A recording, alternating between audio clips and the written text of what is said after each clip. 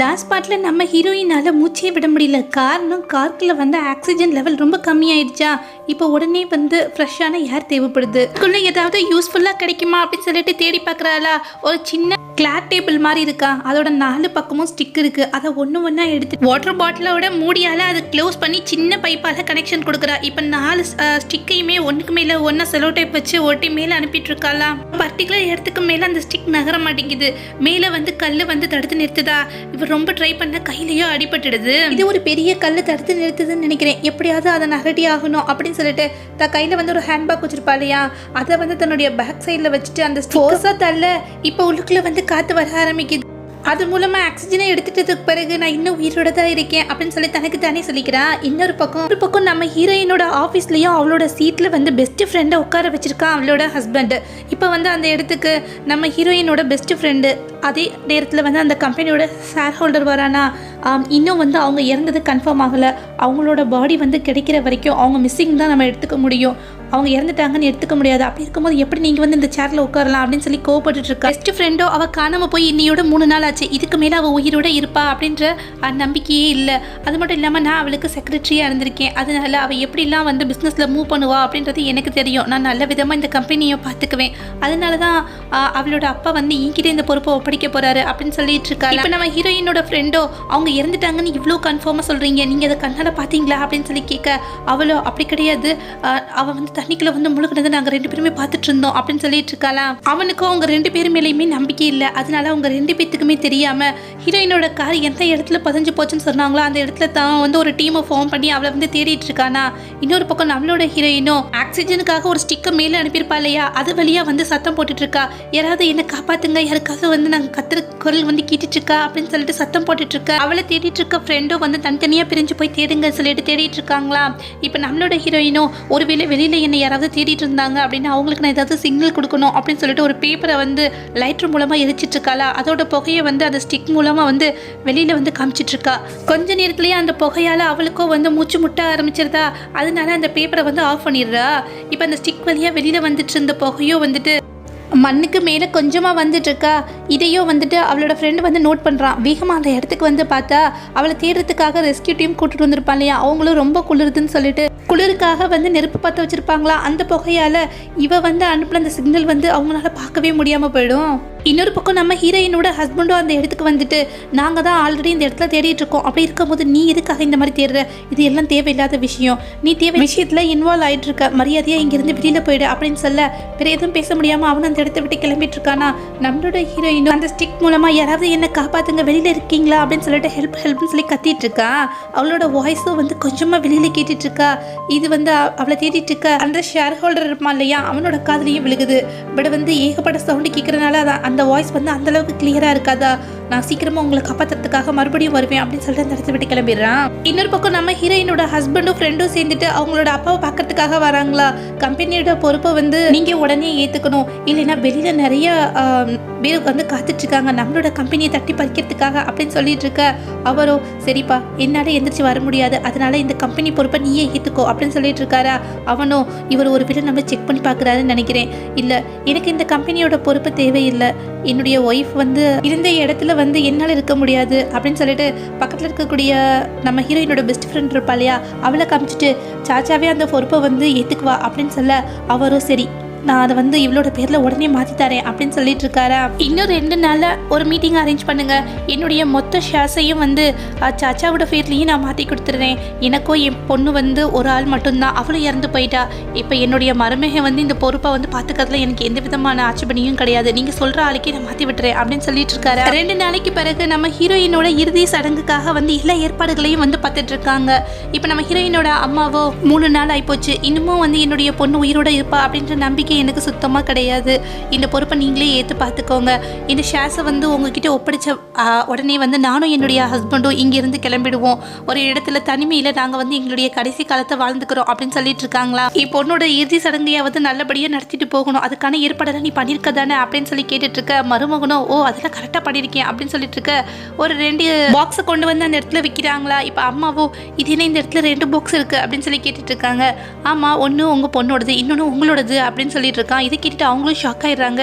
என்னப்பா சொல்ற அப்படின்னு சொல்லி கேட்டுட்டு இருக்க. ஆமா, உங்க பொண்ணை நினைச்சு நீங்க ரொம்ப வந்து வருத்தப்பட்டுட்டு இருக்கீங்க, அதனாலதான் உங்க பொண்ணுகிட்டயே வந்து உங்களையும் அனுப்பிச்சு விட்டுடலாம் அப்படின்னு சொல்லிட்டு பிளான் பண்ணிட்டோம் அப்படின்னு சொல்லிட்டு இருக்கான். இதை கேட்டுட்டு அவங்களும் ஷாக் ஆயிடுறாங்க. நீ அந்த மாதிரிலாம் பேசிட்டு இருக்க அப்படின்னு சொல்லி கேட்க, அவனும் நானே தான் உங்க பொண்ணை கல்யாணம் பண்ணிக்கிட்டதுல இருந்து உங்க வீட்டில் இருக்கக்கூடிய எல்லா வேலைகளையும் வீட்டு வேலைக்காரை மாதிரி நான் பார்த்துட்டு இருந்தேன். அந்த மாதிரி தானே நீங்க நடத்திட்டு இருந்தீங்க.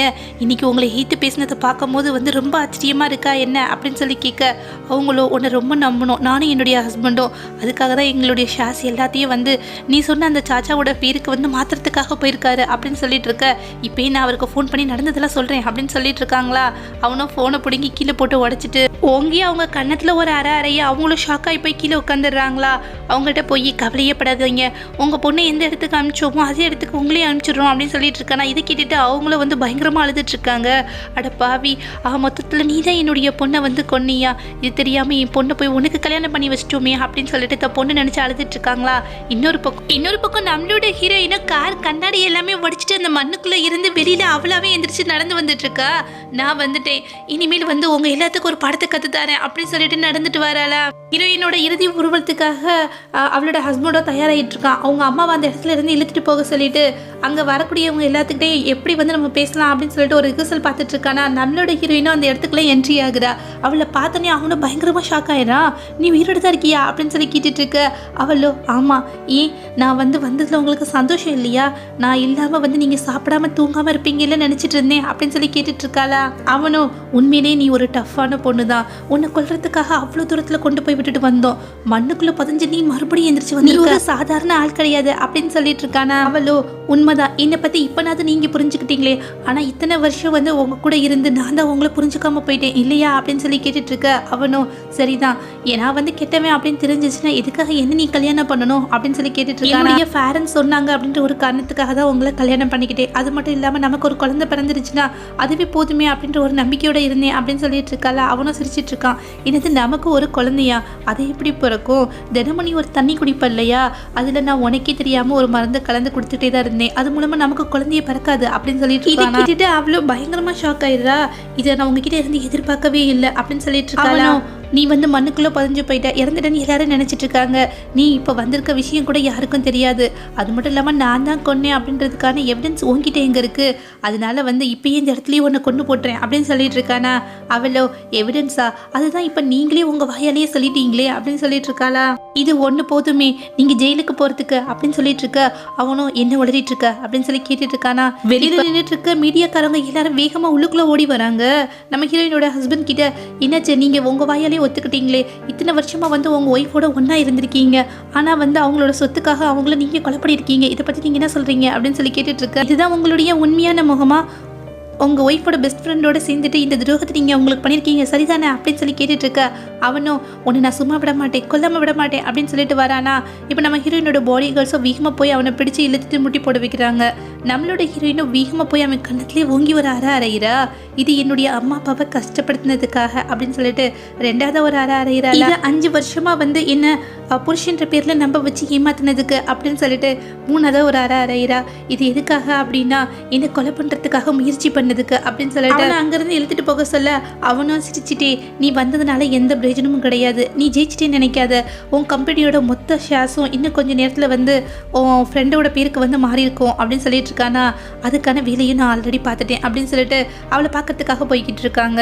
இன்னொரு பெஸ்ட் ஃப்ரெண்டோ வந்து அந்த கம்பெனியோட ஷேர்ஸ் மொத்தத்தையும் அவங்க அப்பா பேர்ல இருந்து தன்னோட பேருக்கு மாற்றி எழுதிட்டு இருக்கா. அவரும் வந்து கடைசியில் சைன் பண்ண போகும்போது, இங்கே பாருமா எல்லாத்துலேயும் சைன் பண்ணிட்டேன், ஆனால் கடைசியாக இந்த சைன் பண்ணலை, காரணம் என் பொண்ணோட இறுதி சடங்கு எல்லாமே நல்லபடியாக முடியட்டும், அதுக்கு பிறகு அவங்க அம்மாவோட சேர்ந்து நான் இதை உனக்கு மாற்றி கொடுத்துறேன் அப்படின்னு சொல்லிட்டு இருக்காரு. அவளோ இல்லை சார், ஆல்ரெடி வந்து நிறைய பேர் நம்மளுடைய கம்பெனியை பறிக்கிறதுக்காக வெளியில் வெயிட் பண்ணிட்டு இருக்காங்க, இந்த மாதிரி டயத்தில் நீங்கள் இதை டிலே பண்ண வேண்டாம், என்னோட பேரில் மாற்றி எழுதி கொடுத்துட்டீங்கன்னா நான் நல்லபடியாக கேர் பண்ணி பார்த்துக்குவேன் அப்படின்னு சொல்லிட்டு இருக்காளா. ஆனால் அவரோ இல்லைம்மா, இது எல்லாம் முடிச்சுட்டு வருவோம், இன்னும் கொஞ்சம் நேரம் தானே இருக்குது, ஏன் அது வரைக்கும் உன்னால் பொறுக்க முடியல அப்படின்னு சொல்லிட்டு இருக்காரு. கொஞ்சம் நேரமா, இதுக்காக இவ்வளோ நாள் நான் வெயிட் பண்ணிட்டு இருந்தேன்னு எனக்கு மட்டும்தான் தெரியும் அப்படின்னு சொல்லிட்டு மரியாதையாக வந்து இந்த பத்திரத்தில் கையெழுத்து போடு, இல்லைன்னு வச்சுக்கோமே உன்னை சும்மா விட மாட்டேன் அப்படின்னு சொல்லிட்டு இருக்காளா. அவரோ என்ன இந்த மாதிரி பேசிட்டு இருக்க அப்படின்னு சொல்லி கேட்டுட்டு இருக்காரு. இருக்காரு. இந்த கம்பெனியை என்னோட பேர்ல மாத்திக்கணும் அப்படின்ற காரணத்துக்காக தான் உன்னுடைய பொண்ணை அனுப்பி வச்சோம். இப்போ வந்து நீ தொல்லை பண்ணிட்டு இருக்கியா, மரியாதையா பத்திரத்தை மாத்து அப்படின்னு சொல்ல அவரோ இல்ல நிச்சயமா நான் அதை மாத்தி கொடுக்க மாட்டேன் அப்படின்னு சொல்லிட்டு இருக்காரா. அப்படின்னோட இறுதி ஊர்வலத்தை தயார் பண்றதுக்காக உன்னுடைய ஒய்ஃப் வந்து போயிருக்காங்க. அவங்கள மறுபடியும் பார்க்கணும்னு வச்சுக்கோமே, இதுல கையெழுத்து போடு, இல்லைன்னா உன் பொண்ணு போன இடத்துக்கே அவங்களே அனுப்பிச்சு வச்சிருவேன் அப்படின்னு சொல்ல அவரோ நீங்க இப்படி ஒரு கெட்டவங்களா இருப்பீங்க அப்படின்னு சொல்லிட்டு நான் நினைச்சு கூட பார்க்கல, என் உயிரி போனாலும் இதுல கையெழுத்து போட மாட்டேன் அப்படின்னு சொல்லிட்டு இருக்காரா. இப்போ தான் பாடி கார்ட்ஸ் மூலமா அவரை வந்து பிடிச்சிட்டு கட்டாயப்படுத்தி அதுல வந்து கையெழுத்து வாங்கிடுறாங்களா. இப்போ அந்த பத்திரத்தை எடுத்துட்டு பார்த்துட்டு அவ்வளோ ரொம்ப சந்தோஷப்பட்டுட்டு இருக்கா. ஒரு வழியாக வந்து இந்த குரூப்போட பிரசிடென்ட் ஆகிட்டேன், இனிமேல் வந்து என்னை யாருனாலையும் வந்து தோக்கடிக்க முடியாது அப்படின்னு சொல்லிட்டு இருக்க நம்மளோட ஹீரோயினும் அந்த இடத்துக்குள்ள என்ட்ரி ஆகுறா. யார் சொன்னா நான் இருக்கேனே அப்படின்னு சொல்லிட்டு உள்ளுக்குள்ளே என்ட்ரி ஆக அவளை பார்த்துட்டு பெஸ்ட் ஃப்ரெண்டும் இப்போ ரொம்ப ஷாக் ஆயிடுறா. உயிரோட தான் இருக்கியா அப்படின்னு சொல்லி கேட்டுட்டு இருக்கா. நம்மளோட ஹீரோயினும் ஏன் அதில் உனக்கு ஏதாவது சந்தேகம் இருக்கா அப்படின்னு சொல்லி கேட்டுட்டு இருக்க. இப்போ அவ்வளோ சிரிச்சுட்டே ஒரு சேரில் உட்காந்துட்டு நீ உயிரோட வந்ததுனால எந்த பிரயோஜனமும் கிடையாது, நான் இந்த மொத்த கம்பெனியும் என் பேர்ல நான் மாத்தி எழுதிட்டேன் அப்படின்னு சொல்லிட்டு இருக்கா. நம்மளோட ஹீரோயினும் அதை நீ ஒழுங்கா படிச்சு பார்த்தியா அப்படின்னு சொல்ல ஏன் என்னாச்சு அப்படின்னு சொல்லிட்டு அதை ஓப்பன் பண்ணி படிச்சு பார்க்கலாம்ல.